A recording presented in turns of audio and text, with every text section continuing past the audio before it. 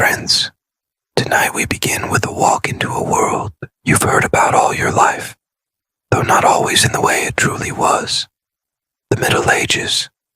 1,000 years of castles, cathedrals, knights, peasants, music, feasts, prayers, and dreams, under starlit skies. A time that many of us imagine as harsh, dim, and even a little gloomy. But the reality, as we will gently explore together tonight, is far softer, more wondrous, and far more human than the myths that survive in dinner party jokes, old textbooks, and faded stereotypes. So, before you settle in, I invite you to take a moment and breathe. Make sure you're comfortable. If you'd like, you can dim the lights, or even turn on a little fan for that low, soothing hum that carries you deeper into the moment. And of course, if you enjoy these journeys into history, into story, and into rest, I'd be so grateful if you'd subscribe to the channel, only if it feels right to you. And when you do, let me know in the comments where you're listening from tonight and what time it is where you are. It's always magical to see how this community stretches across the world, all of us together, winding down and preparing for sleep. Now, allow the noise of the day to drift away like leaves in a slow river. Tonight we'll step softly into the dreamscape of medieval Europe, not the harsh and dark place of myth, but the gentle, starlit land it truly was. We'll walk into valleys where whispers of forgotten tales rise with the mist, where towns glow by candlelight, and where truths about life long ago soothe us like lullabies. This will not be a lecture nor a history lesson, but rather a slow and peaceful journey, a 2-hour drift through moonlit scenes of the Middle Ages, where myths unravel themselves in the quiet of the night. So let us begin. Imagine yourself standing at the edge of a valley. It is twilight. The sky is deepening into velvet blue, with the first stars shimmering faintly above the horizon. Around you, the world is hushed. The sound of a soft wind passes over long grasses, and the scent of earth and wood smoke rises from cottages in the distance. The valley is called the Valley of Forgotten Myths, and here the old stories float like fog. Some are illusions, half-remembered tales, told with the dramatic flair. But in this place, those myths are peeled back layer by layer to reveal the truth beneath, a truth far gentler, far more comforting than you might expect.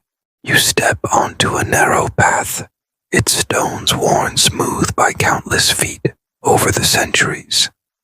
The path leads downward into the valley, and each step feels like you are walking not only through space, but also through time itself. Ahead, a faint golden glow spreads across the landscape. The last rays of the sun light up a cluster of medieval houses, their wooden beams crossed neatly, their thatched roofs rising like rounded hats against the sky. Windows flicker with candlelight, and the air carries the faintest sound of bells from a chapel tower far away. As you move closer, the valley air fills with a curious music, the sound of whispers. At first, it is almost too soft to hear, but soon you realize it is not music at all, but the drifting murmur of stories. Stories that people have carried for generations. They swirl around you in the air like wisps of mist, each one a myth waiting to be heard. Some whisper that people once believed the earth was flat. Others murmur that medieval folk never bathed, or that they were all impossibly small, stunted like characters in a toy village. Some insist it was a dark, empty time when nothing beautiful was created, when no minds thought deeply, when all was silence and gloom. And yet, the longer you walk, the softer these myths become. They are like illusions in a dream, shimmering at first, but slowly vanishing as the truth takes their place.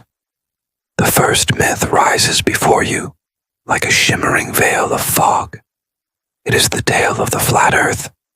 For centuries, people have repeated this story, that in the Middle Ages, men and women lived in fear of falling off the edge of the world, that sailors trembled as their ships approached an invisible cliff, that monks prayed against cosmic abysses.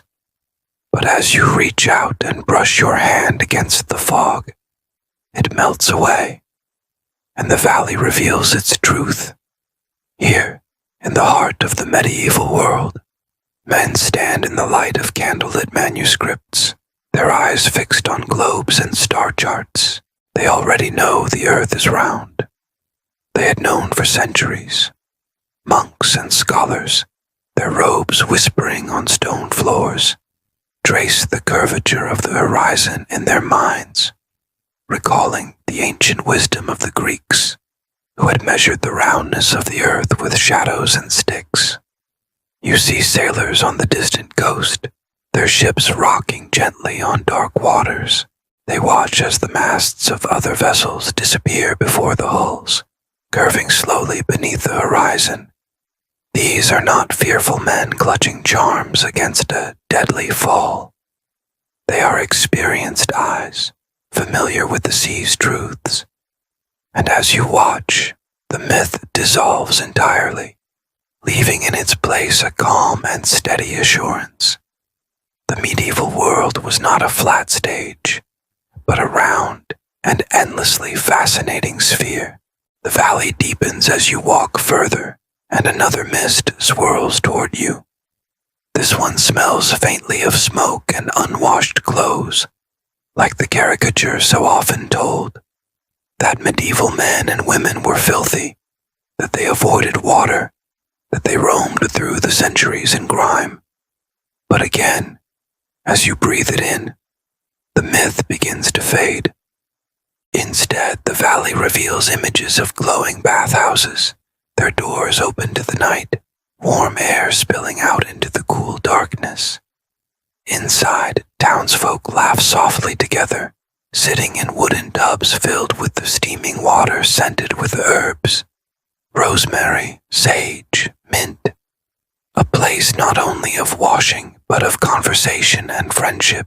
You see noble halls with heated baths, stone basins filled with perfumed waters, candles floating on the surface.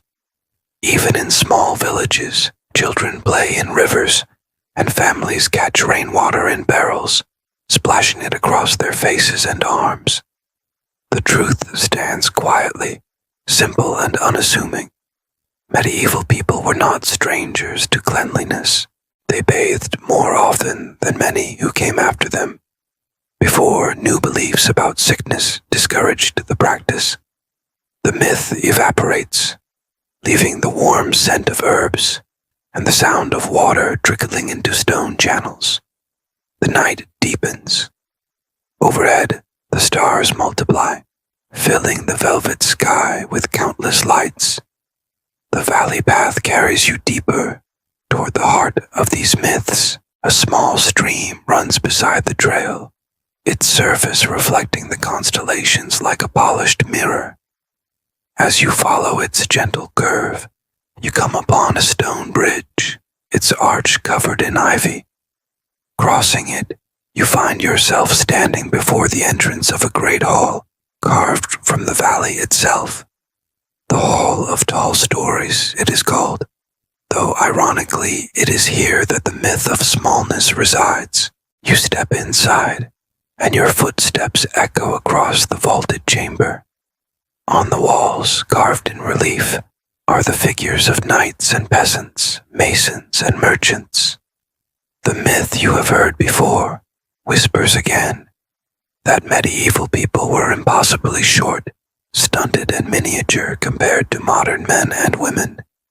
But the carvings begin to glow faintly, and as they do, they step out of stone and into life. You see knights, tall and broad-shouldered, walking with ease beneath high archways. Women carry baskets of bread, their steps strong and steady. Children laugh and chase one another through the courtyard, growing tall with every passing season. The truth is clear. Medieval people were much like us, varied in size and stature. Some taller, some shorter, but none the shrunken figures of old myths. The hall shimmers with laughter, strength, and life, until the myth fades entirely into the shadows. You leave it behind, continuing onward through the valley, deeper into the soft and endless night. The valley of forgotten myths stretches far, and though you have walked for some time, you feel no weariness. Each step seems to draw you further into calm, as though the valley itself carries you forward. The myths rise one after another, only to dissolve in the moonlight, replaced by gentler truths. A world of thought, of creation, of music and color, of life as full and rich as any we know. As you walk, the soft bells of the chapel sound again, drifting on the breeze like a lullaby. The valley grows quieter now, and the myths fall still, waiting for another night. Ahead, the path curves once more, leading you toward the glow of a distant monastery library, where the next part of your journey awaits. The path winds gently downward, leading you deeper into the valley. With every step, the air grows softer, and the world feels lighter, as though you have entered a place that exists only half within memory and half within dream. The grass brushes against your legs, cool and fragrant, bending slightly in the evening breeze. Above, the sky opens wider, an endless canvas of deep indigo, now filled with starlight. You pause for a moment and gaze upward. The stars are not scattered at random. They seem to curve in gentle arcs, as though drawn across the dome of the heavens with careful hands. The sight is both infinite and comforting, suggesting not chaos but harmony, a world ordered, round, and eternal. In this valley, the myths drift on the air like wandering spirits. They swirl around you, lingering long enough to whisper their old claims before dissolving again into the night.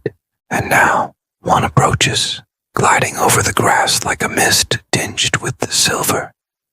It is faint at first, a low hum in the air, but soon the words emerge clearly. They thought the earth was flat. The voice insists, soft and insistent. In the Middle Ages, people believed if you sailed too far, you would tumble off the edge of the world. The mist thickens, curling around your feet, rising toward your chest like fog from the sea. The myth seeks to cling, to obscure, to confuse. But here in the valley of forgotten myths, no untruth can remain. And so, as you breathe deeply, the fog begins to unravel. Through the mist, a vision appears. You are standing on a stone pier in a medieval harbor. Wooden ships with high masts and curved hulls sway gently against the tide. The smell of tar and salt water lingers in the air. Sailors walk along the pier, their boots echoing against the timbers, their hands full of ropes and lanterns. Some carry sacks of grain. Others heft barrels that roll noisily across the planks. They are not fearful men preparing to sail into the unknown abyss. Their faces are calm, weathered by long journeys and steady work. Their eyes look not toward some imagined cliff at the end of the sea, but toward the horizon, where the masts of ships disappear before the hulls. The quiet, ordinary proof of a world that curves gently out of sight. One sailor, his beard flecked with salt, leans against the railing and watches the distance. He points for his companion. There, you see, the mast is gone, but the hull remains. Soon the hull will vanish too. The world is round as the curve of the sea. His companion nods, untroubled. The conversation is not one of argument, but of simple truth. For these men it is not a question to be debated, but a fact lived every day. The mist continues to thin, and now the harbor fades, giving way to another scene. You find yourself inside a scriptorium, a room warmed by the golden glow of oil lamps. The walls are lined with shelves heavy with parchment and bound manuscripts. A monk sits at a wooden desk, his quill scratching gently against the page. Beside him lies a globe, carefully painted with oceans and continents. The globe glimmers in the lamplight, its surface smooth beneath the monk's steady hand. He traces its curve with a finger, then dips his quill into ink, recording notes that echo knowledge passed down from ancient times. The Greeks had measured the earth with shadows and sunlight. Eratosthenes, centuries before the Middle Ages, had estimated its circumference with a stick, a well, and the patient watching of shadows. That truth had been preserved, cherished, and taught in these monasteries and schools. The monk hums softly, his song rising with the crackle of the lamp. Outside the scriptorium, the world is silent, but for the chirping of crickets in the monastery garden. The roundness of the earth is no secret to him, no radical claim, but an ordinary part of the knowledge he carries like a lantern in the dark.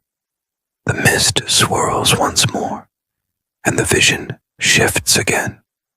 Now you stand in a cathedral, beneath vast stone arches that rise like the branches of a forest turned to stone.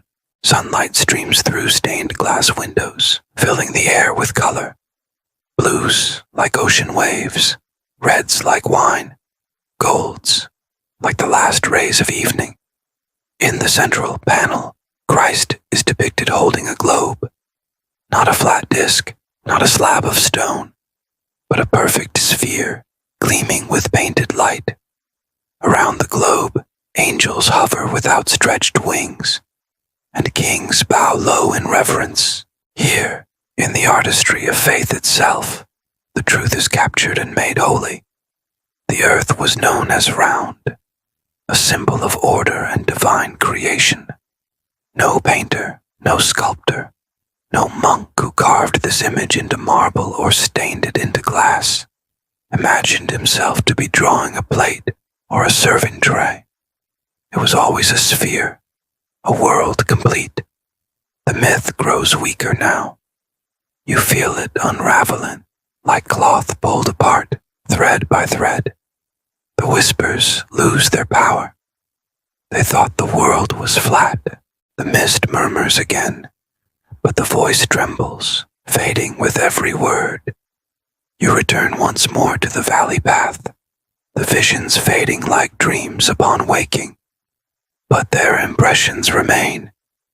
You can still feel the cool salt air of the harbor, still see the flickering lamplight on the painted globe, still hear the monk's humming as his quill glides across parchment.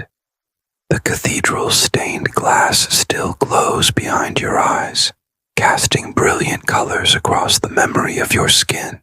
Above you, the stars wheel in silence.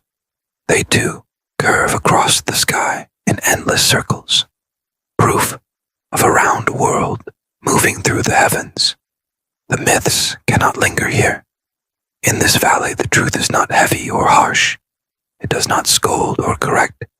It simply shines softly, like the stars themselves, erasing the shadows of falsehood with calm and gentle light.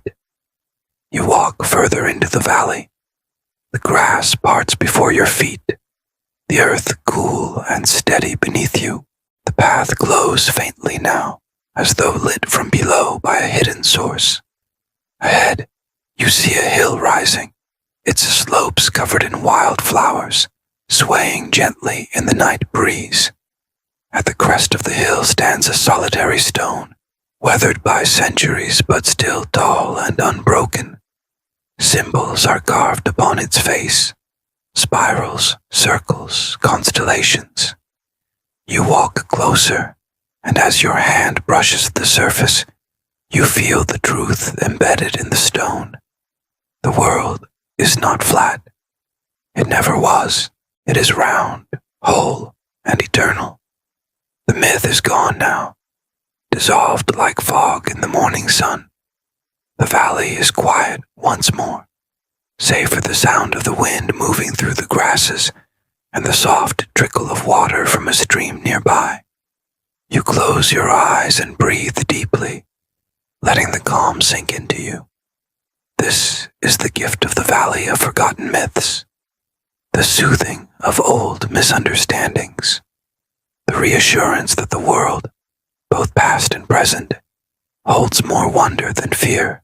As you stand by the stone, the path stretches onward, curving away into the distance. There is more to see, more myths to meet and gently dissolve, more truths to uncover in their soft, reassuring glow. The valley whispers again, but this time the voices are not sharp with falsehood. They are gentle, guiding, calling you forward. Ahead lies the glow of warm water, the steam of moonlit rivers, the laughter of medieval townsfolk in candlelit bathhouses. The next myth waits, ready to dissolve like the last, leaving behind only calm and comfort. And so, with a final look at the stone and the hilltop covered in flowers, you step once more onto the path, walking onward into the heart of the night. The path through the valley grows narrower now, winding between clusters of elm trees, whose branches spread like wide green arms across the night sky. Their leaves murmur softly in the wind, like hushed voices keeping ancient secrets. A brook runs alongside the path, its silver surface reflecting the stars, as if the heavens themselves had spilled into the earth. As you walk, you begin to notice a faint glow in the distance. Not the cold glow of moonlight on stone, but the warm, golden shimmer of firelight. The air shifts with a new fragrance, a mixture of smoke from wood fires, fresh herbs, and the sweet scent of warm water against a stone. You follow the brook until it bends toward a town nestled in the valley's hollow, its timber-framed houses glowing with gentle light. The town is alive but quiet, as though it too has entered a dream. Laughter rises faintly from within the walls, mingling with the sound of trickling water. You step through the arched wooden gate and find yourself in narrow streets paved with cobblestones. Lanterns hang from iron brackets, casting amber halos across the walls. Somewhere nearby, a lute plays softly, its notes drifting like falling petals through the night air. The myth whispers faintly around you, a sly voice carried on the breeze. They never washed, they feared water. They lived in dirt and filth, in endless grime. The words are sharp, meant to unsettle, but already you can feel the truth, waiting just beyond the corner. You follow the sound of water, and soon the street opens onto a square, where a bathhouse stands. Its walls are built of smooth stone, its arched windows glowing with candlelight. Steam curls from the rooftop vents, rising into the star-strewn sky like offerings to the night. The doorway is open, and within, the soft hum of conversation blends with the sound of splashing water. You step inside. The bathhouse is vast, its ceiling supported by carved beams, its stone floors warm beneath your feet. Pools of steaming water stretch out beneath arches, their surfaces shimmering with golden light, reflected from countless candles set in iron sconces along the walls. Men and women lounge in the pools, their faces relaxed, their voices gentle, as though the water itself has drawn the weight of the day from their shoulders. Some talk quietly, trading news and laughter.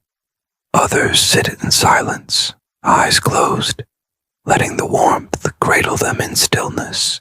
The air is fragrant with herbs, rosemary, sage, and mint, their leaves steeped in bowls of hot water placed along the edges of the pools.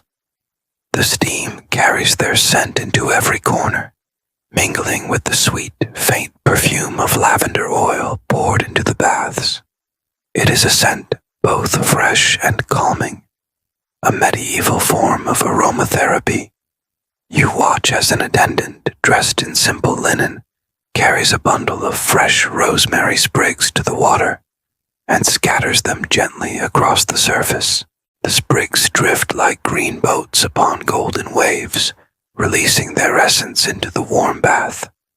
A woman nearby inhales deeply, smiling softly, as though the herbs alone were enough to ease her weariness. You wander further into the bathhouse. In one corner, a small group of merchants discuss their trade, their voices low but content. Another corner holds two friends, splashing playfully, laughing quietly, as though the night were theirs alone. Children, too, are here, their giggles softened by the acoustics of stone and steam, echoing like distant bells. This is not a place of fear or filth. It is a place of cleansing, of community, of connection. The water flows through channels carved into the stone floor, replenished from the river that runs nearby. Heated by fires beneath the bathhouse, the water rises in gentle waves of warmth, carrying with it not only the dirt of the day, but the heaviness of living itself. And here, the myth dissolves.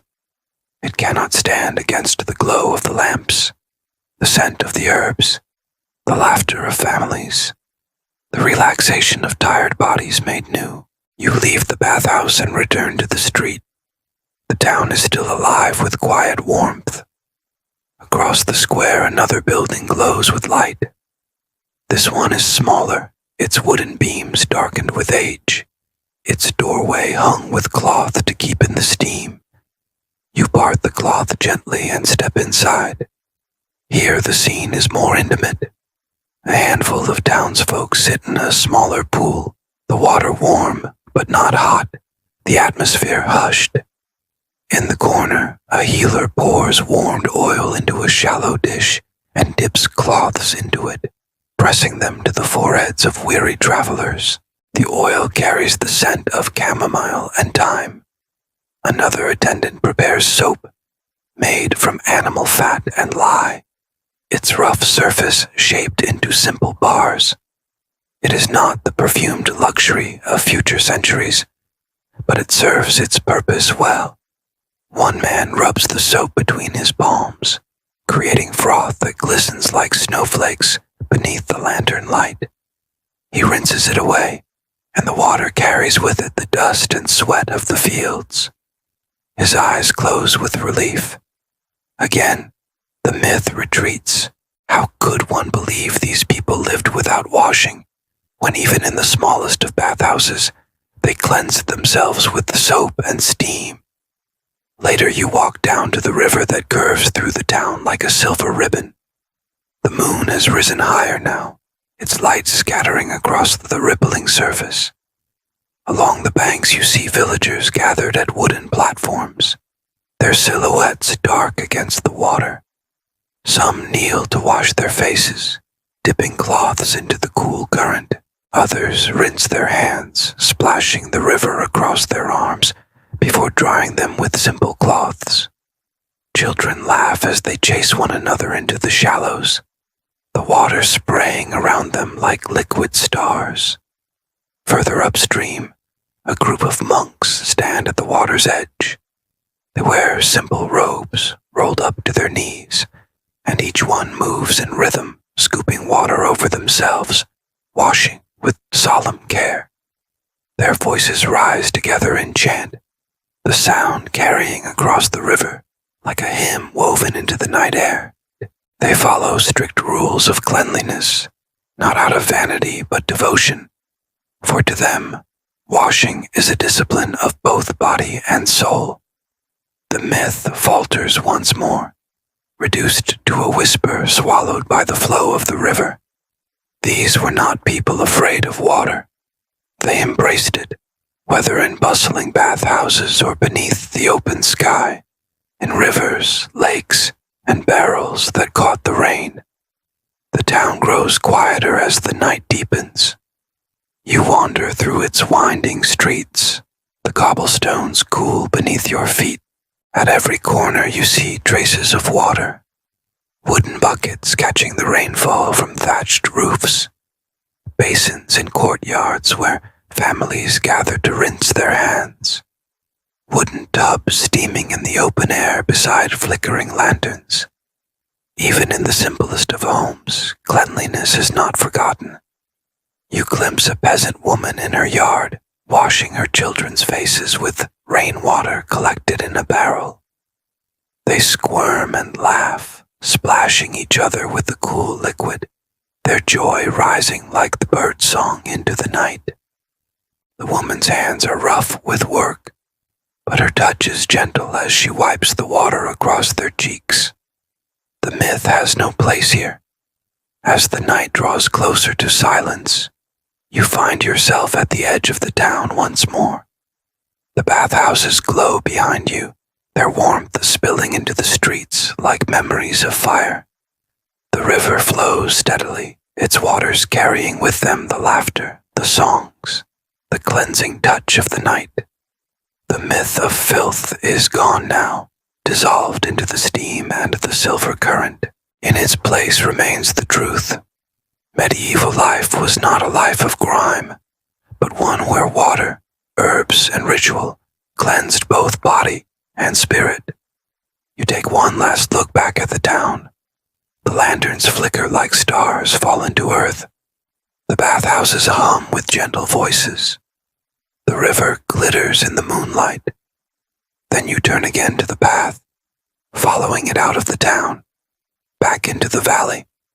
Ahead, the trail leads toward a vast hall of stone, rising like a mountain in the moonlight. Its doors are carved with tall figures, their forms etched into the wood with careful detail.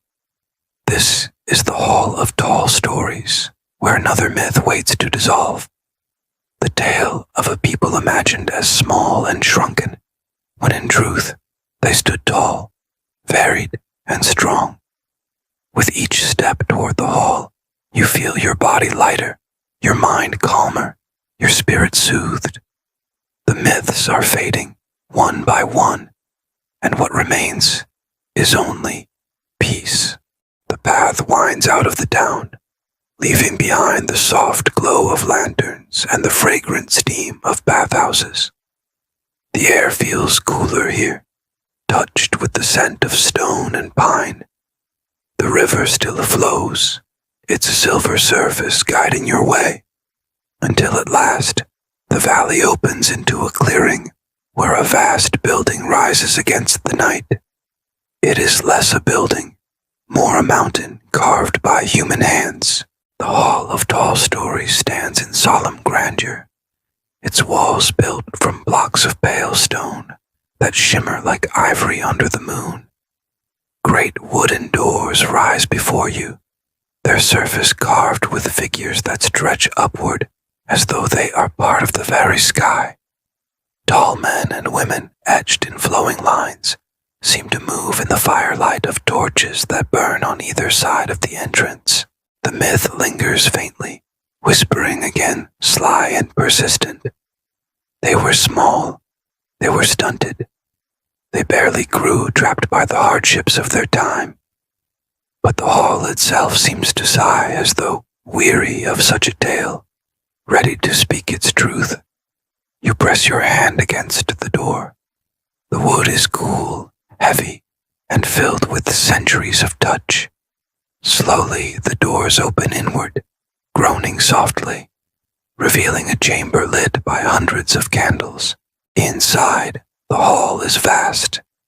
Its ceiling arches high above, lost in shadow, as though the night sky itself has been captured within stone. The walls are lined with carvings, each one depicting scenes of people from ages long past. The first carving you approach shows a knight standing in armor, his figure tall and broad, towering above his horse. The details are delicate. The plume of his helmet, the engravings on his breastplate. But what strikes you most is his size. He is not small nor hunched, but upright and commanding, a figure of power and presence. Beside him, a woman is carved, her hair braided, her shoulders straight. She holds a spindle in one hand, but her height is nearly equal to the knight's. Her posture is regal, her frame strong, her gaze steady even in stone. The myth weakens. Already the stone insists upon another truth.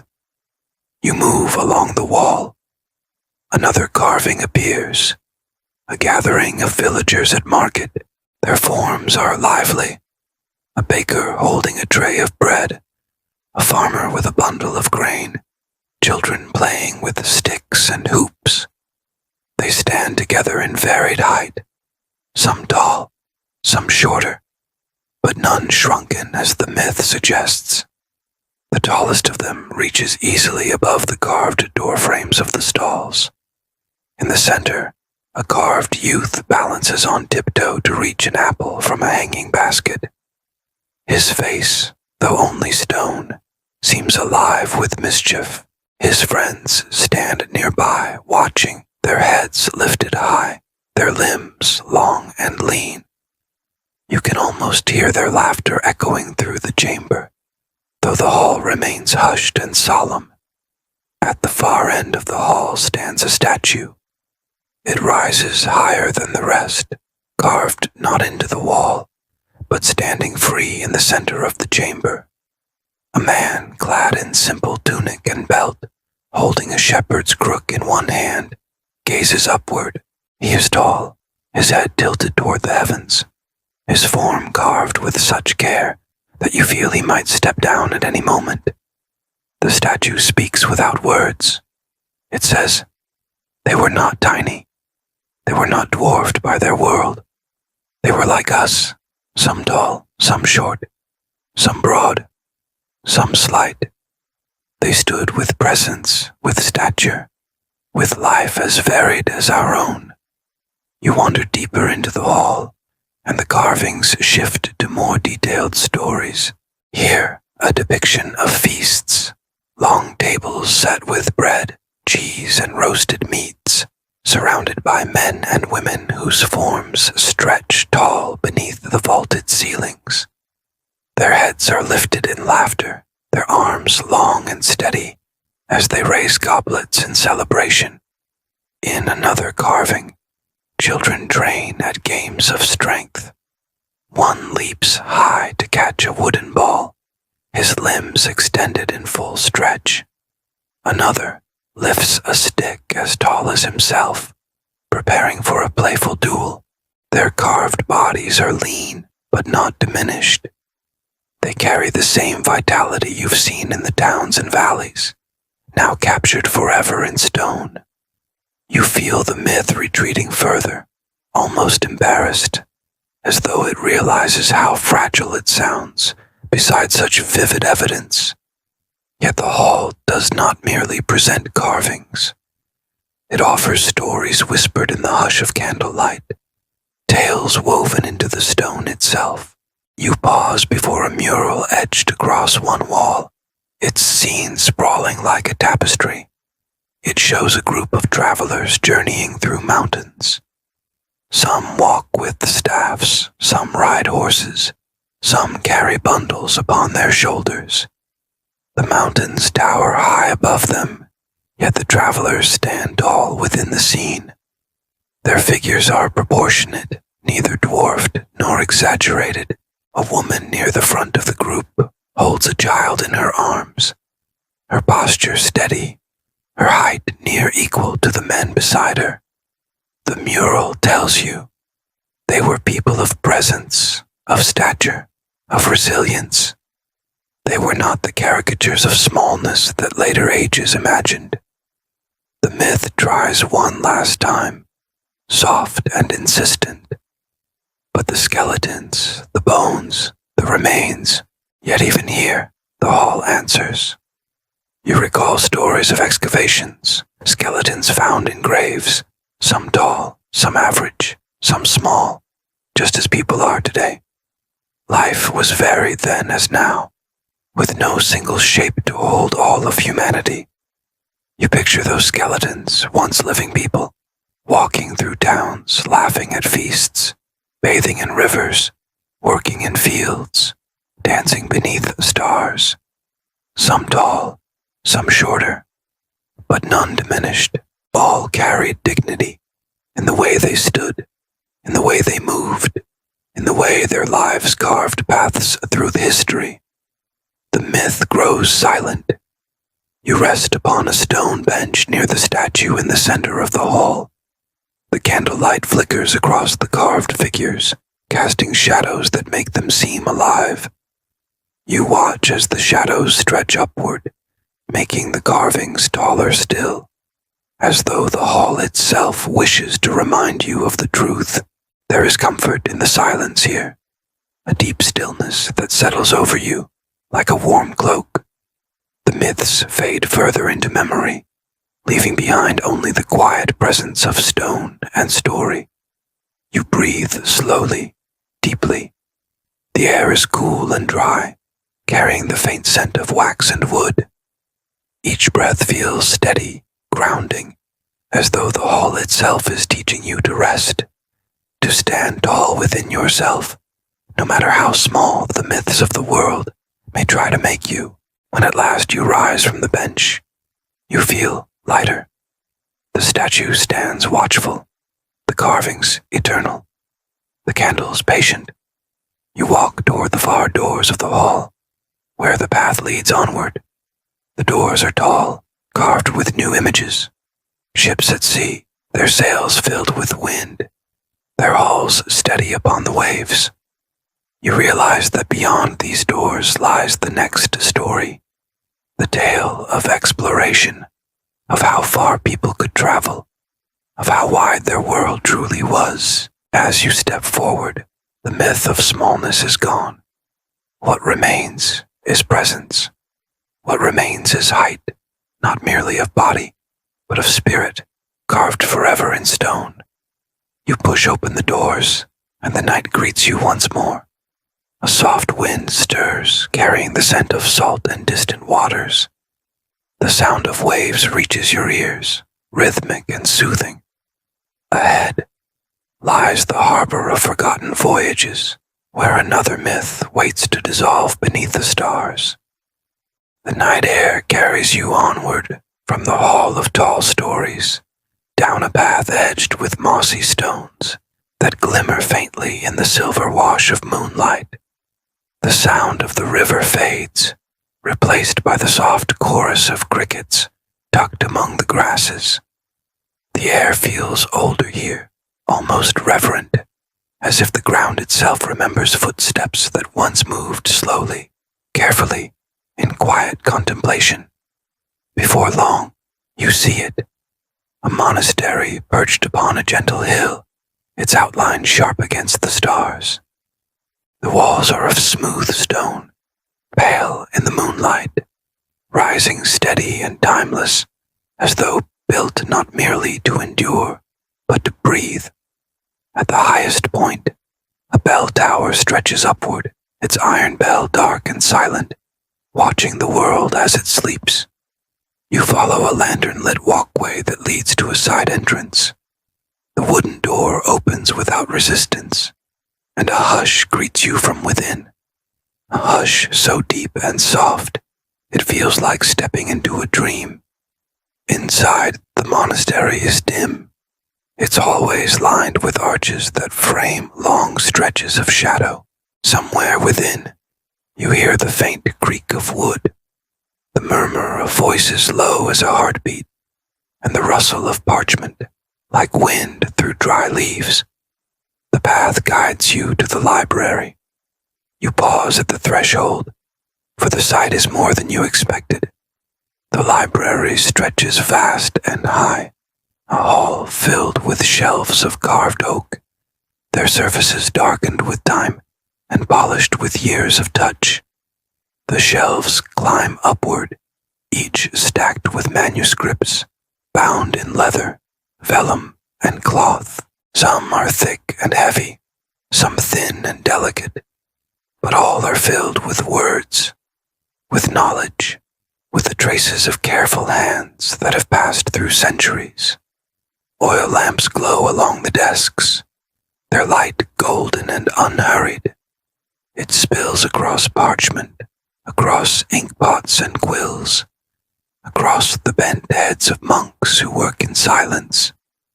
Their robes are brown, simple, and rough, but the patience in their movements makes them seem clothed in something more luminous, as though devotion itself were their garment. They write slowly, each stroke deliberate. Some copy ancient texts, steadying their parchment with the smooth stones. Others paint the beginnings of letters, with inks of red and blue, embellishing them with the flourishes of gold leaf. One monk leans closer to a page, his breath slow, his lamp angled just so, tracing the curve of a dragon that winds between words. The library hums with this quiet labor, a labor that denies the myth that has whispered so long. The Dark Ages, a time of ignorance, a time of silence, a world without learning, without art, without light. But the lamps shine here, the words shine, the truth shines. You step softly between the rows of desks. A monk looks up at you briefly, his expression serene, then returns to his work. He dips his quill into ink, lifts it carefully, and continues, the scratch of his pen like the sound of rainfall. The manuscript before him is open to a page filled with Latin script, each letter precise and graceful. At the margins, a vine unfurls, painted green and threaded with blossoms of deep crimson. Tiny birds perch on its leaves, their feathers painted with the finest of brushes, their eyes bright dots of black. This page alone could take days, perhaps weeks, to finish, and yet the monk's face carries no strain, only patience. In his silence is a message. This is not darkness. This is dedication. This is light, preserved and passed on. Further along, another monk lifts a manuscript as carefully as though it were a child. The cover is bound in leather, its edges worn smooth. When he opens it, the scent of old parchment rises, dry and sweet, like autumn leaves in sunlight. The script inside is Greek, and you recognize names whispered across centuries. Aristotle, Galen, Homer. You realize these men did not let the past vanish. They copied, translated, studied. They carried words across generations like torches in the night, so that no flame would die. The myth falters. The phrase, Dark Ages, grows thin, transparent, almost laughable here in this golden quiet. A monk gestures toward the shelves. You follow his hand to see row upon row of manuscripts, their spines inked with titles. Theology rests beside philosophy. Poetry rests beside astronomy. Medicine rests beside music. All carefully labeled, all carefully stored. One manuscript sits open upon a lectern. Its pages depict diagrams of the stars, circles, arcs, constellations drawn with delicate hands. Around them are notes, calculations in the margins, speculations about orbits and angles. Someone, centuries ago, looked upward with curiosity, and here their wonder still survives. In another corner, a book is filled with music. Black notes stretch across parchment staves, their shapes precise and measured. A monk hums softly as he traces a line of melody with his finger. the sound little more than breath, yet it fills the silence with sweetness. And there, beside him, a young novice sketches the outline of a flower, not in color yet, only in pencil, but the petals curl with careful observation. He is learning to see, to translate the living world into image. Darkness? No. This is light flowering quietly, like seeds sown in soil, hidden until the season calls them forth. You wander deeper into the library, your footsteps muffled on the stone floor. The oil lamps seem to glow brighter as you move, though their flames remain steady. You realize it is not the lamps that change, but your eyes that grow more accustomed to this place of patient illumination.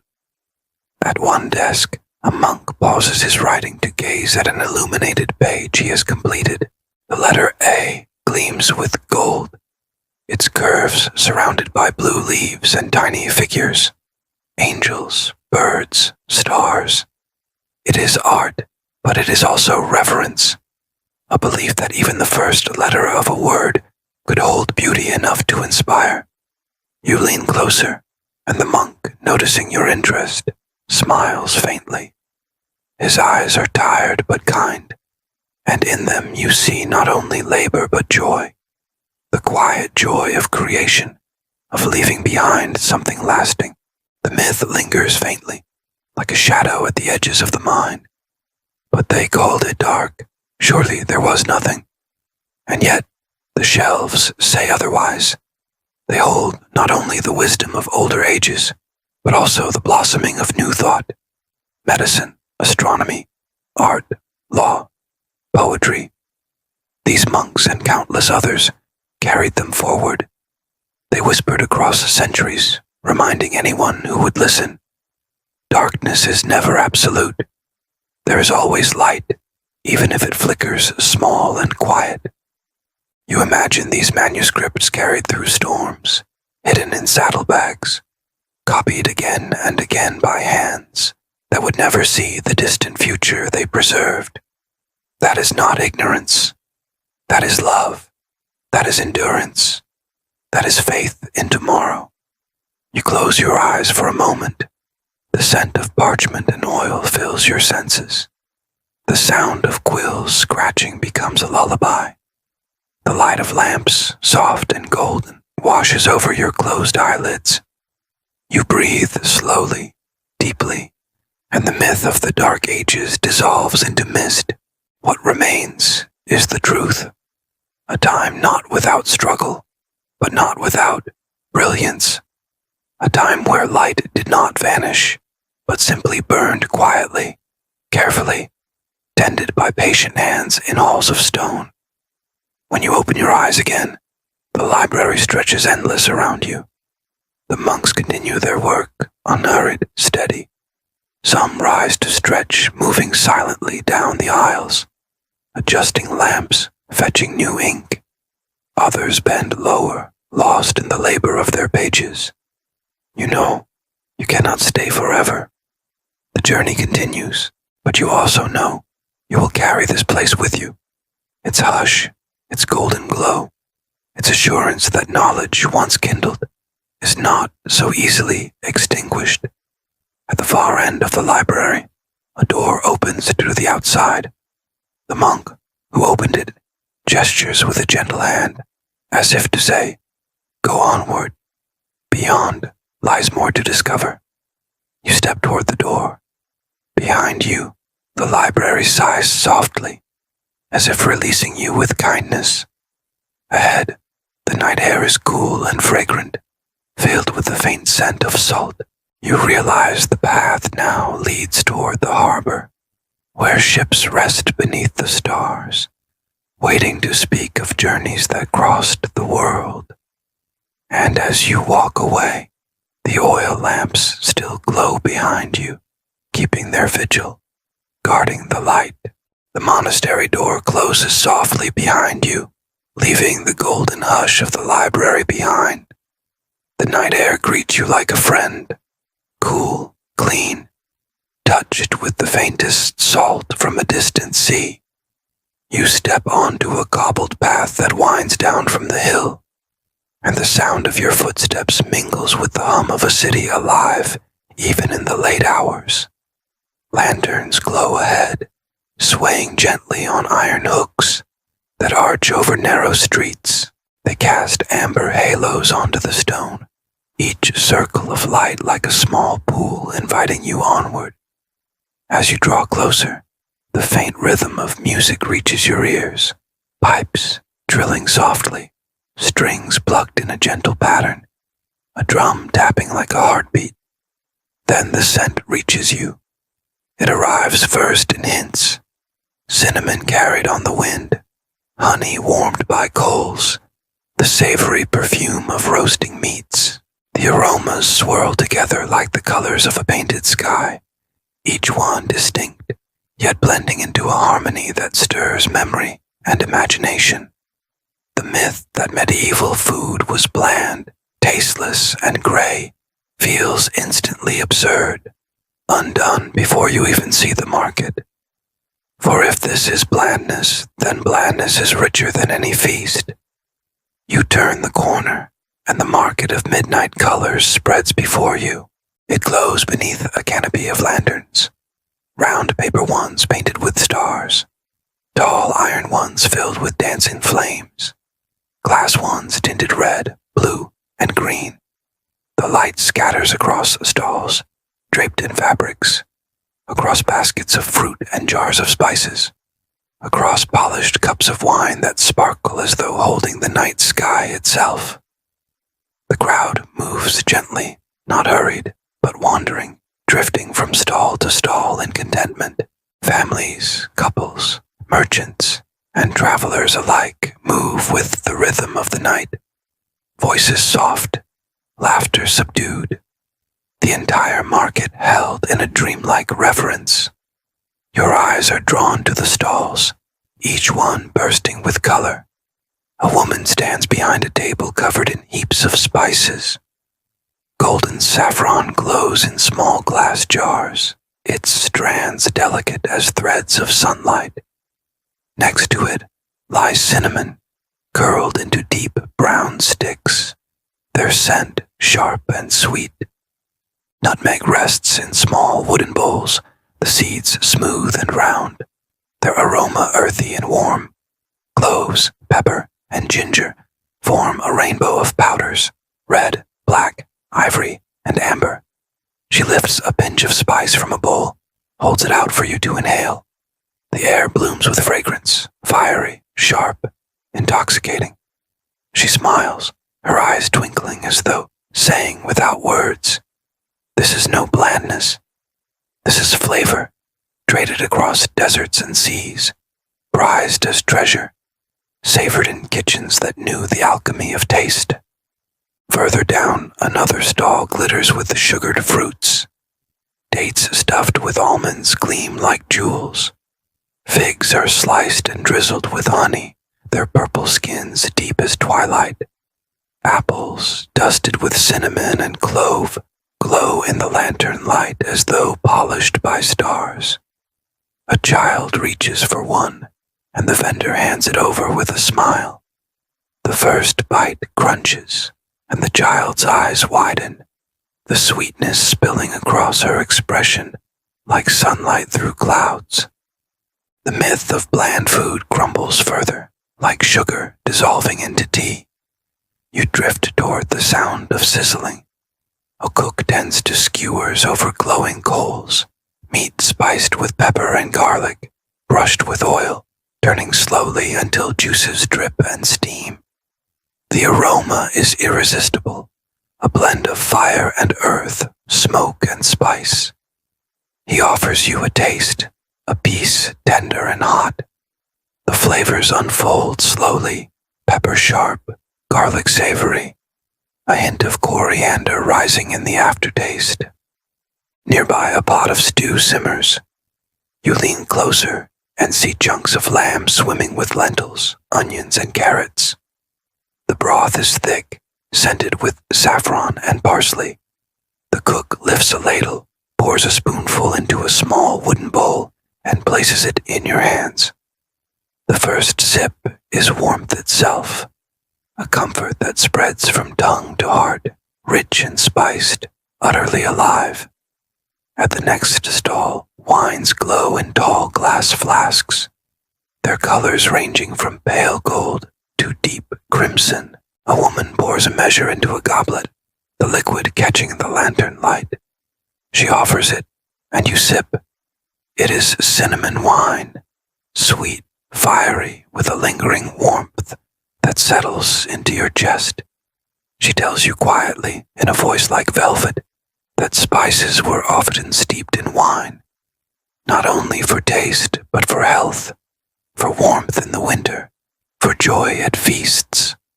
A myth whispers faintly, but surely they ate only gruel, and yet, here you stand, lips stained with cinnamon wine, belly warmed by saffron stew, tongue alive with roasted meat and honeyed figs. The market hums with life. You pass a stall where bread lies fresh from the oven, loaves round and brown, their crusts crisp, their insides soft and steaming. Some are flavored with herbs, rosemary, thyme, fennel. Others are filled with cheese, their golden crusts oozing at the edges. The baker breaks off a piece for you, and it melts on your tongue, the herbs fragrant, the texture comforting. Nearby, a cheesemonger slices wheels of cheese into pale crescents. Sharp goat cheese, creamy cow's cheese, pungent blues.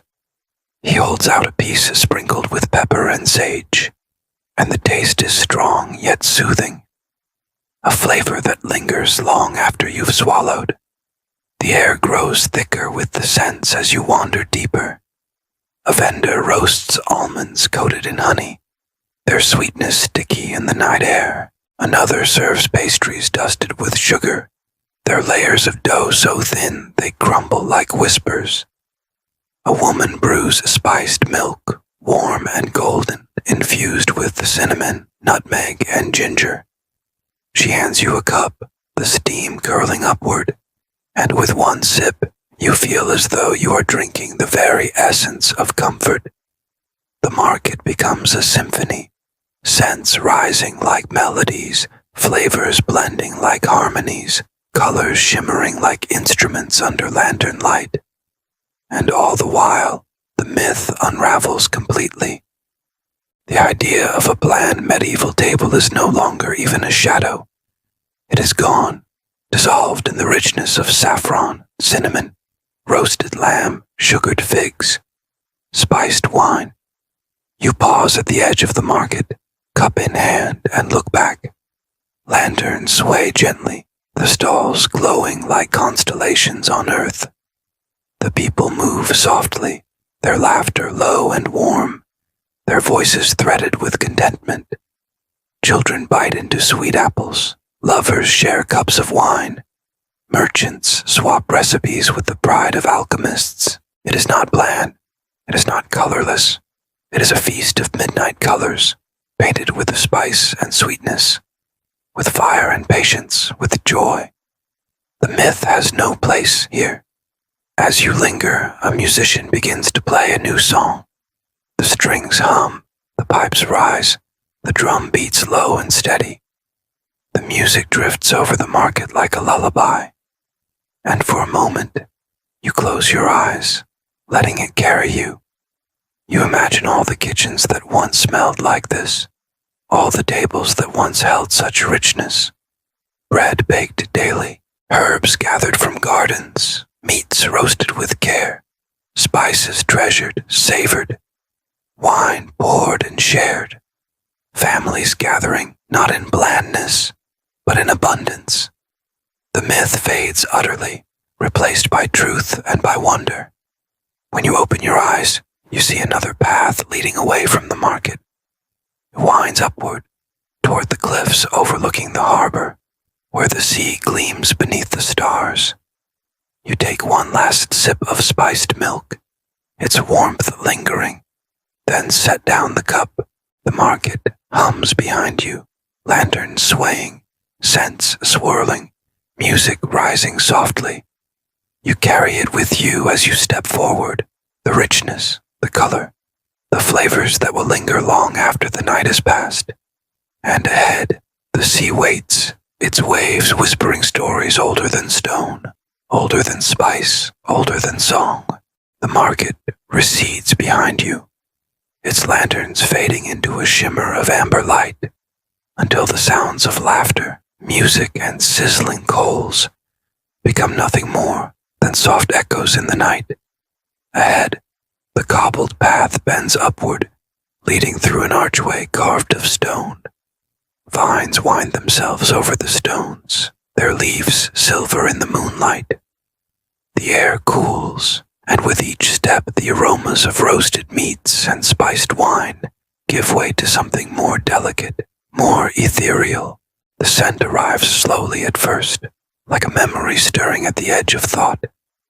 Rosemary, sharp and clean, carried on a breeze. Sage, earthy and steady, grounding you with its quiet strength. Lavender, sweet and soothing, soft as a lullaby. Together they twine in the air, beckoning you forward, until you emerge into the garden of quiet dreams. The garden unfolds like a secret kept only for the moon. Pathways of pale stone thread through beds of herbs and flowers. The hedges are trimmed into soft curves, and pools of water glimmer beneath willows that sway gently in the night. Lanterns hang from iron posts, their flames small and steady, casting circles of golden glow across the leaves. And everywhere, absolutely everywhere, there is fragrance. The myth of a world without bathing, without perfumes, without care for scent, feels like a brittle mask, ready to crumble under the truth that surrounds you. This place is living proof that people cherished fragrance, that they sought beauty in the invisible art of air, that they cared for body and soul alike in ways far richer than history sometimes remembers. You walk slowly, your footsteps softened by moss that grows between the stones.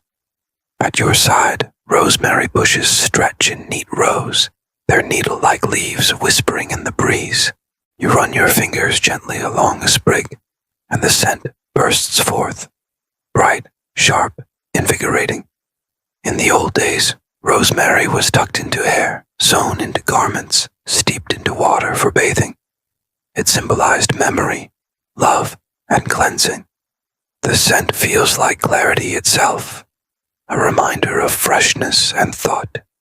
A little further, sage spreads its velvety leaves, wide and strong. You brush them lightly, and the aroma rises. Earthy, steady, grounding. Once, sage was treasured not only for its healing, but for its place in perfumes. Burned in braziers to scent chambers. Added to oils for the skin. Its fragrance lingers deep in the chest, a reminder of warmth, of hearth and home. And lavender, oh, the lavender. Rose upon rose sway gently, their blossoms glowing pale purple under the moon. The air is thick with their sweetness, a fragrance soft enough to lull the heart, calming enough to guide dreams. In medieval gardens, lavender was steeped in baths, mixed into soaps, woven into sachets for garments, rubbed into linens so that even sleep was perfumed. You pause here, breathing deeply, letting the lavender wrap around you like a shawl of serenity. The path curves toward a fountain at the garden's heart. Its waters murmur softly, the trickle of streams echoing like whispers in a cathedral. By the fountain sits a stone bench, worn smooth by time. You rest there, letting the scents wash over you, letting the myth dissolve entirely. For the tale that people never bathed, never scented themselves, never cared for fragrance, is an illusion born of distance and neglect. Here, in the garden of quiet dreams, the truth blossoms in rosemary, sage, and lavender. Baths were warmed with with herbs. Perfumes were distilled from flowers. Oils were pressed from petals and seeds, scented and soothing, rubbed into the skin not just for cleanliness, but for delight. Your gaze drifts to another corner of the garden, where roses climb trellises in spirals, their blooms heavy, their fragrance deep and intoxicating. Rosewater was a treasure once, distilled drop by drop in copper vessels, stored in glass jars, sprinkled on hair and clothing, mixed into food and drink. Its scent was both luxury and necessity, carrying with it a reminder that even in times of hardship, beauty was sought, beauty was found. Jasmine trails nearby, delicate and star-shaped, releasing its perfume only at night.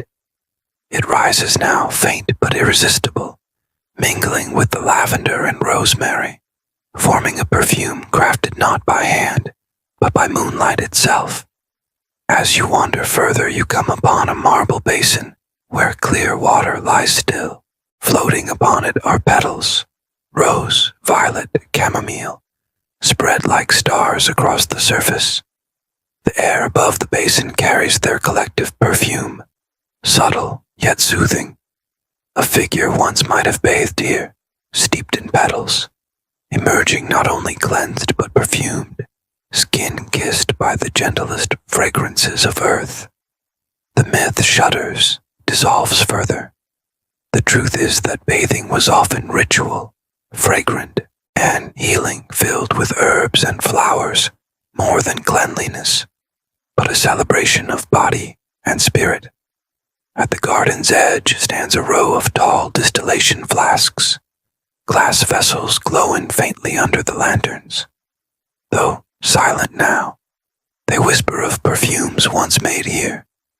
Water heated, flowers steeped, steam rising, condensed into liquid, drops of essence captured carefully. The result, oils and water scented with rose, lavender, rosemary, and sage, perfumes to dab at the wrist, to anoint the hair, to scent the chamber. You can almost smell them now, faint trails of fragrance lingering in the air, as if the garden remembers its art and shares it freely with you. You pause beneath a willow where the air is thickest with the scent. The leaves above rustle softly, and the moonlight falls through them in silver streams. Around you, the herbs whisper their truths. Rosemary of memory, sage of steadiness, lavender of calm, rose of love, jasmine of mystery. And you realize that fragrance was never forgotten, never absent. People sought it, treasured it, built gardens for it, distilled it, carried it into their daily lives.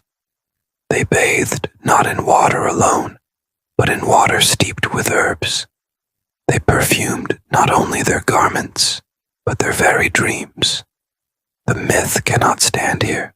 It fades, like mist burned away by the sun. You lean back against the bench, eyes half closed. The garden hums softly, crickets in the hedges, water in the fountain, leaves in the breeze. The fragrances twine together, creating a lullaby of scent. You breathe it in slowly, deeply, until the air itself feels like perfume, until your body feels bathed in quiet. This is the truth. Fragrance was not forgotten, nor bathing neglected. In gardens like this, under moonlight or sunlight, the people of the past found peace, refreshment, and joy. They knew the luxury of scent, the comfort of herbs, the dream of flowers. And here, in the garden of quiet dreams, you know it too. The path leads onward, curving once again through the hedges. At its far edge, the sound of the sea grows louder, waves whispering as though in invitation. You rise, your senses filled, your spirit calmed, carrying with you the rosemary, the sage, the lavender, the roses, the jasmine, all woven into memory.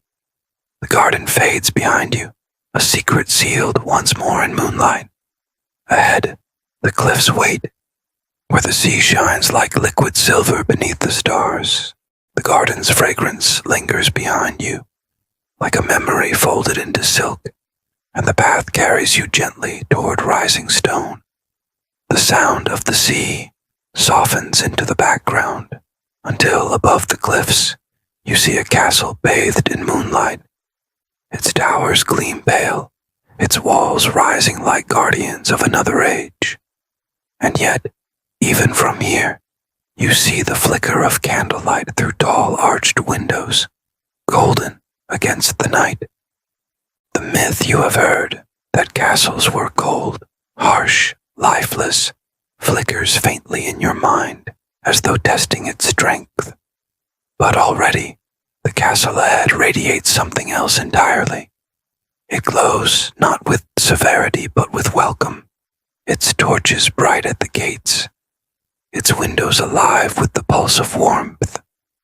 The gates stand open, carved of oak darkened with centuries, bound with iron that glimmers faintly. As you pass beneath, the air shifts. It is warmer here, tinged with wood smoke, beeswax, roasted nuts. The courtyard is alive with lanterns hanging from carved posts, their glow spilling across cobblestones. A stable cat stretches upon a bench, its fur gleaming in firelight. You step across the stones, and the sound of music drifts faintly from within. A lute's strings plucked gently, the rhythm of a drum softened to a heartbeat, voices low and humming. The myth fades further. Coldness cannot dwell where music hums through stone. Inside, the great hall opens before you. Tapestries fall in rivers of color from ceiling to floor, each thread woven with care, each scene alive with forests, hunts, gardens, saints, and stars. Their fabric muffles the walls, softening the hall until it feels like a room wrapped in cloth. Torches burn in iron sconces, their flames tall and steady, while candelabras stand upon carved tables, each flame a petal of gold. The warmth is immediate, not only the warmth of fire, but of presence. The air itself feels thick with life. Shadows dance across the beams of the ceiling, across carved lions on chairs, across bowls of fruit and bread, laid out upon side tables. The myth of cold, lifeless stone cannot last here, for even the walls are alive, warmed by tapestry, softened by curtain, lined with rushes fresh and fragrant underfoot. The hall is not empty, but filled with the soft hum of gathering. Voices low in conversation, laughter spilling now and then like light spilling from a window. And then, a sound clearer still, a harp played softly near the dais. Its strings ripple like water, and the notes carry through the hall in shimmering arcs, weaving themselves among the candle flames. You walk further, your steps cushioned by woven mats. The faces you pass are calm, content, their eyes warmed by firelight. At one table a group sits close, drinking from cups of polished wood, a board of cheese and fruit spread before them. Their laughter is gentle, not raucous, like the warmth of a hearth shared. At another corner, a scribe copies a manuscript by lamplight, his pen scratching steadily, the page illuminated by both candle and concentration. You realize then that life here is not absence, but abundance. Castles were not merely stone shells, but places of fellowship, where music, food, art, and knowledge came together. A servant passes with a tray, carrying steaming bowls. The aroma of spiced broth, of honeyed cakes, of roasted apples fills the air. The myth that castles were barren, their inhabitants gnawing only on dull fare, dissolves as easily as the idea that they were cold. For here, the food glows with warmth, and even its scent feels like company. You pause before one tapestry, its colors radiant in the light. It depicts a garden, vines winding upward, blossoms heavy and golden. A maiden gathers herbs in her apron. A fountain sparkles beside her, and in the distance, a castle towers against a sky painted with threads of blue and silver. You look at it closely and realize how carefully it has been made, how much patience and artistry it required. A lifeless place could not give rise to such beauty. The hall itself is like a tapestry, woven of sound and scent and flame. At the far end, near the hearth, a gathering takes place. Minstrels sit upon benches, their instruments ready. A rebec, a lute, a drum. They play not in performance, but in participation, weaving soft melodies while conversations ripple and cups are raised. Children run quietly at the edge of the hall, their laughter muffled but bright. The fire roars in the hearth, its light spilling across the faces gathered there. The myth is gone entirely now, melted in the warmth. Castles were not cold fortresses of silence, but homes. They were filled with song, with light, with fragrance, with gatherings that stretched late into the night. You find a bench near the hearth and sit. The fire is steady, its logs perfumed with resin. The heat touches your hands, your face, your breath. The flames shift and curl, their light mingling with the candlelight, so that the hall seems alive, breathing, moving. Above, the beams stretch high, carved with the symbols of vines and beasts. They glow faintly in the firelight, as though even the ceiling were part of the story told here. The rafters hum faintly with the music below, as if wood itself could hear and echo. From your seat, you watch the hall in its entirety, the flickering torches, the tapestries shifting softly in the draught, the tables gleaming with food, the laughter rising and falling, the harp weaving above it all. The myth cannot survive here. Coldness is gone. Harshness has no place. Lifelessness is an illusion. Instead, there is fullness. Warmth radiates not only from fire, but from people gathered together, from food shared, from music carried in the air. The castle is not only stone, it is story, sanctuary, community. Time stretches here, yet never feels heavy. You sip from a cup handed to you, warm cider flavored with cloves and honey. It tastes of comfort itself, of memory and presence. You listen to the harp, to the drum, to the voices weaving in and out like threads. And you realize that the castle is not only a structure but a heart, beating quietly in the night. The hour grows later. Candles burn lower, though still bright enough to keep shadows at bay.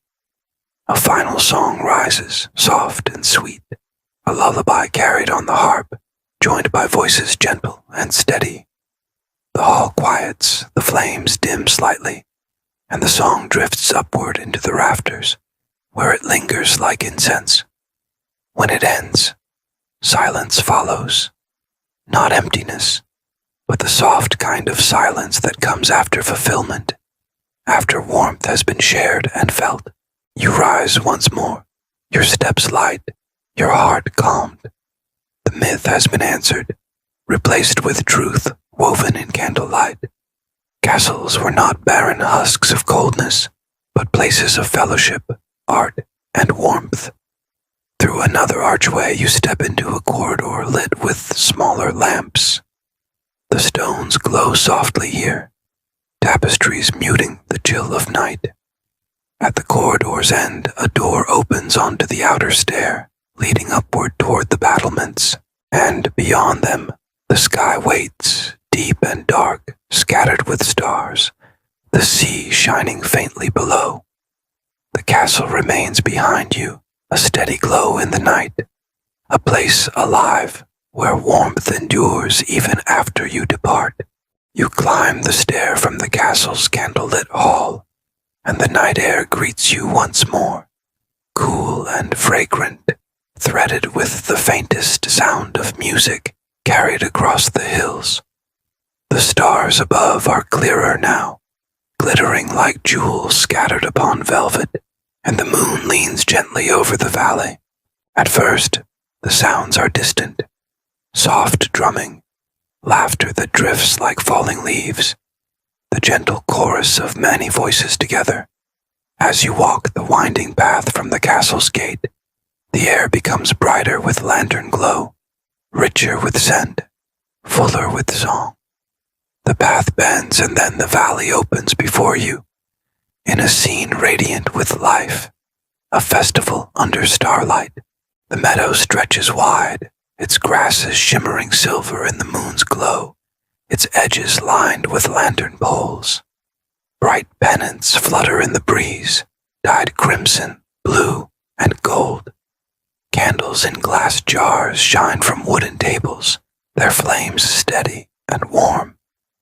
Musicians stand in a circle near the center, lutes, pipes, and drums, weaving together a rhythm that thrums gently like a heartbeat.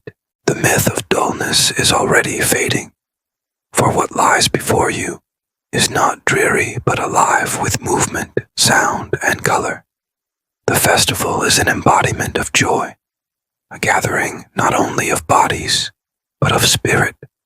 Jugglers move gracefully through the crowd, their torches whirling in arcs of light.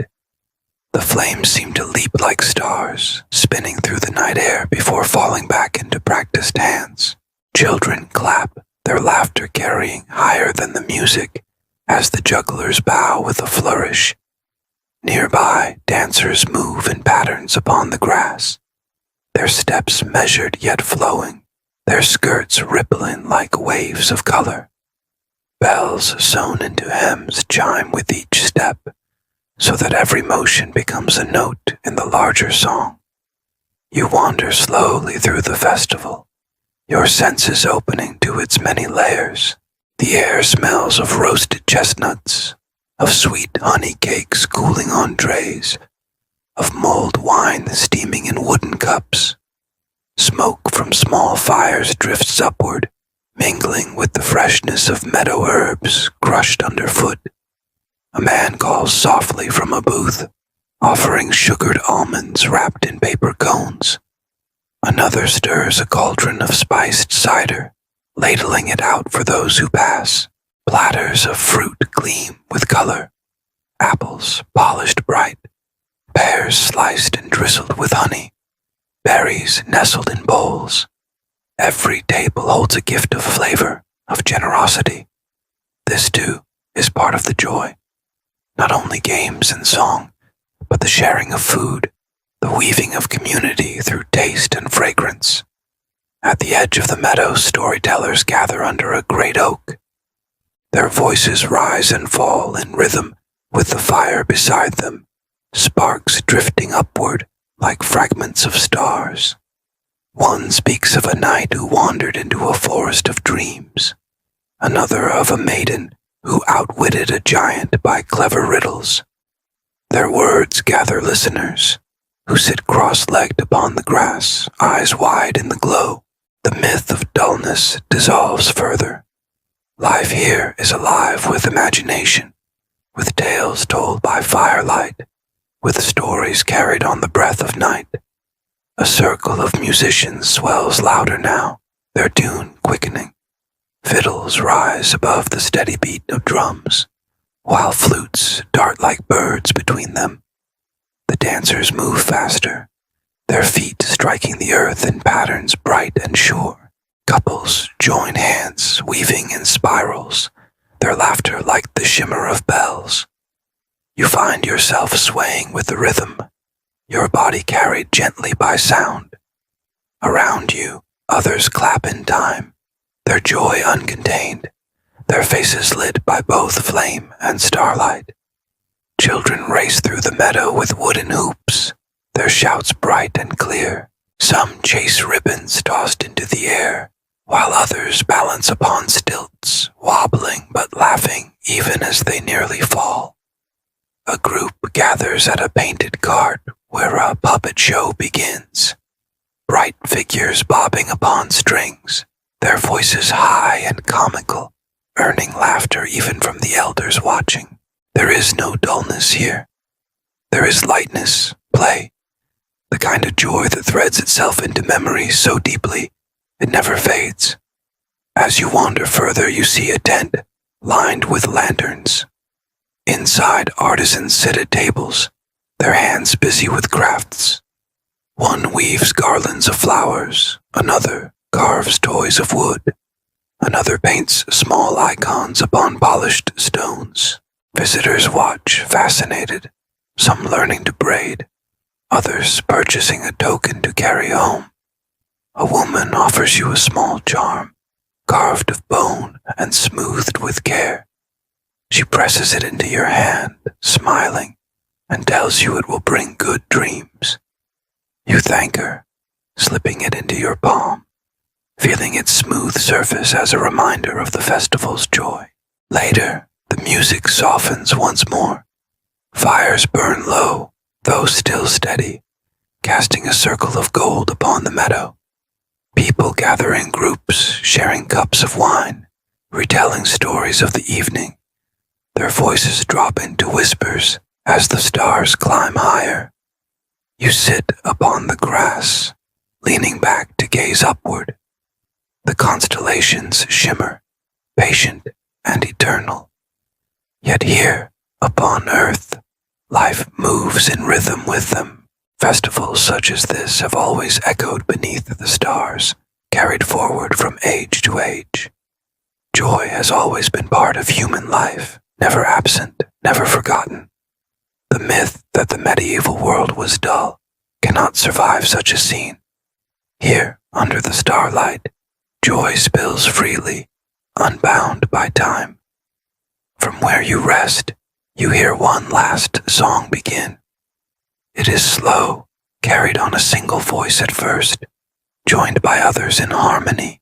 The tune drifts through the meadow, gentle as the wind, weaving its way to the furthest edge of the crowd.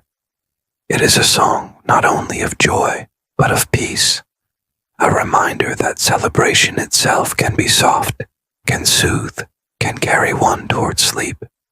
The fire before the singers flickers low, and the song continues, weaving itself into your breath, your heartbeat, your very thoughts.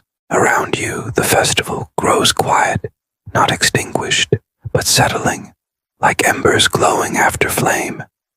You close your eyes, and the laughter, the music, the scent of roasted chestnuts all linger within you. The myth is gone, replaced with truth. Medieval life was rich with celebration, with play, with joy under starlight, and when you rise again, you carry that joy within you, following the lantern-lit path that leads gently onward toward the next chapter of the night's journey. The meadow of festival laughter lingers in your memory as you begin to walk once more. Behind you, the music grows softer, like ripples spreading outward until they fade into stillness. Ahead, the path climbs gently, winding toward a hill, where the horizon already holds a faint promise of dawn.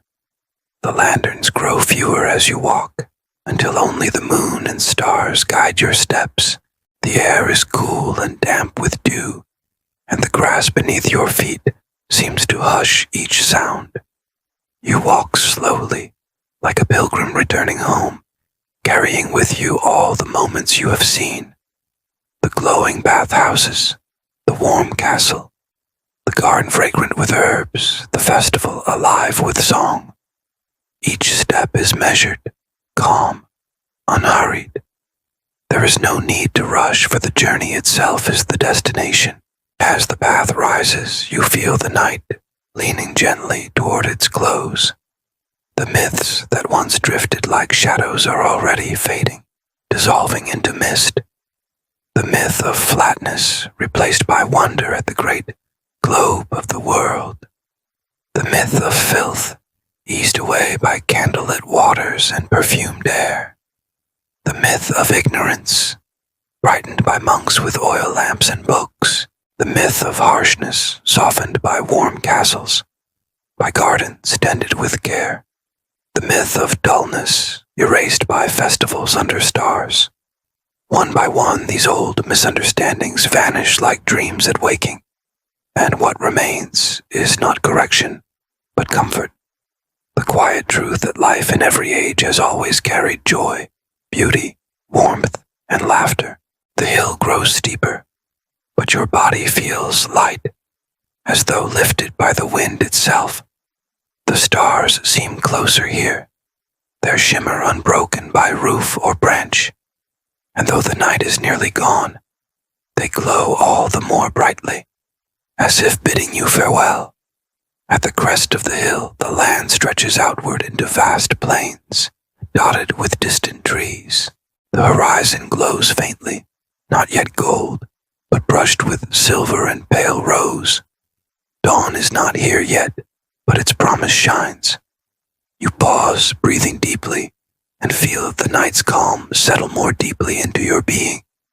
As you stand there, the wind carries soft voices, not the voices of people now, but of memory itself. You hear the faint echo of monks chanting in the library, of dancers laughing in the market square, of music rising in the great hall. These are not separate moments, but one woven tapestry, each sound a thread that strengthens the whole. The medieval world does not close behind you. It walks with you still, part of the long path of human life. Its myths have dissolved. Its truths remain. Truths of care, of community, of joy in gathering, of peace in solitude. The path slopes gently downward now, carrying you toward a quiet glade.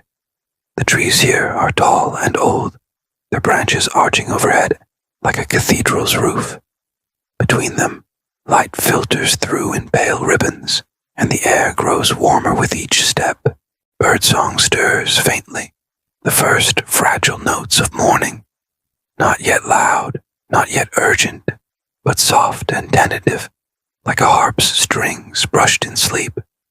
The sound floats between the trees, mingling with the rustle of leaves.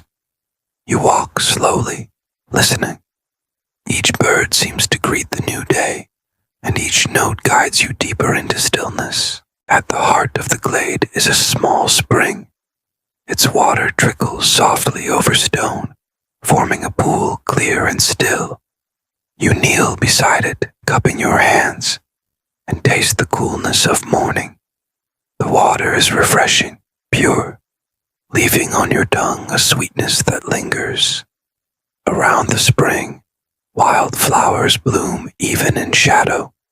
Violets, primroses, and tiny white blossoms, like stars fallen upon the earth. Their scent is faint, delicate, a reminder that even the smallest life carries beauty. The spring seems to whisper as it flows. Life endures, beauty endures, joy endures. Myths fade, but the truth is everlasting. You rise again and follow the path onward. The forest thins, and soon you step into an open field. The first true light of dawn stretches across the sky, washing it with soft peach and gold. The stars grow faint, retreating, but their memory glimmers still in your mind. You walk into the light, and with each step, your body relaxes further. Your breath deepens. Your thoughts grow slower, like waves reaching a quiet shore. The medieval world is behind you now, yet it lingers within you, not as history, but as comfort, as reassurance that human life has always carried light within darkness. At the far edge of the field, you find a wooden bench, simple but sturdy, facing the horizon. You sit, and the dawn unfolds before you. The sky brightens in layers, pale rose giving way to gold, gold to the softest blue. A single bird calls louder now, and then another answers, and soon the chorus of morning swells. You sit quietly, your hands resting loosely, your body entirely at ease. The night's journey has brought you here, to a place of stillness, of gentle reflection, of peace. The myths are gone. What remains is calm. You close your eyes once more, letting the warmth of dawn settle over you. The sounds of birds, of wind, of water still flowing somewhere nearby, all lull you deeper. You feel the weight of your body sink, your breath slow and steady, your mind drifting like a leaf upon water. The pilgrimage is complete. You have walked through night and myth, through joy and laughter, through truth revealed softly. Now you rest in the gentle embrace of morning, and as your thoughts dissolve into quiet, you are guided not into waking, but into sleep. Deep, restful, timeless sleep, where dawn itself becomes a dream, and the path continues forever onward, calm and serene.